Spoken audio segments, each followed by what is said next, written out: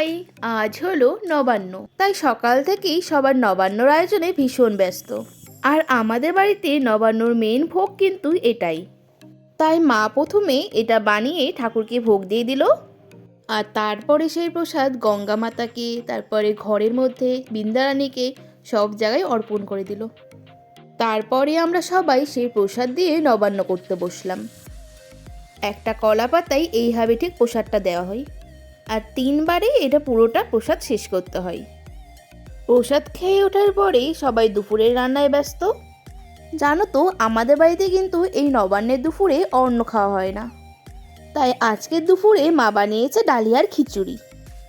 প্রথমে সেটা ঠাকুরকে ভোগ লাগিয়ে দিল, আর ভোগ কমপ্লিট হয়ে যাওয়ার পরে এটা দিয়ে আমরা লাঞ্চ করে নিলাম। আর রাতের মেনুতে কি আছে সেটা আসছে পরের পার্টে। তাহলে পরের পার্টে দেখা হচ্ছে, ততক্ষণের জন্য টাটা, রাধে রাধে।